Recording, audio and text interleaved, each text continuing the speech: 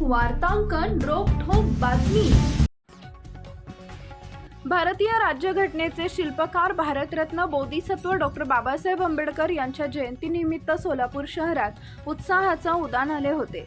माझ्या भीमरावांची शान आम्हा दिला सन्मानाचं जीनं अशा भावना उराशी बाळगून हजारो अनुयायांनी मंगळवारी सोलापूरच्या डॉक्टर बाबासाहेब आंबेडकर चौकात आपल्या लाडक्या महामानवाला अभिवादन करण्यासाठी गर्दी केली होती।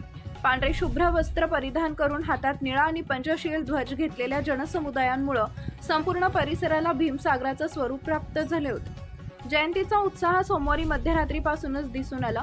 रात्री 12 वाजल्याच्या सुमारास शहराच्या विविध भागातून अनुयायांची पावलं मुख्य चौकाकडे वळली।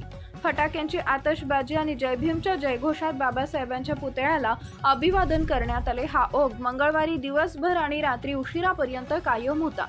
घराघरात आणि विविध मंडळांमध्ये जयंती साजरी झाल्यानंतर सर्वांनी मुख्य पुतळा परिसरात नेऊन नतमस्तक होण्याला प्राधान्य दिले। अभिवादनासाठी आलेल्या अनुयायांच्या हातात डोलणारे निळे ध्वज आणि पंचशील ध्वजांमुळे वातावरण भारावून गेले होते। बालवृद्धांच्या मुखी केवळ जय भीमचा नारा आणि मनात डॉक्टर बाबासाहेबांच्या विचारांचा उत्साह ओसंडून वाहत होता। अभिवादनानंतर अनुयायी एकमेकांना मिठी मारून आणि हस्तांदोलन करून भीम जयंतीच्या शुभेच्छा देताना दिसत होत्या।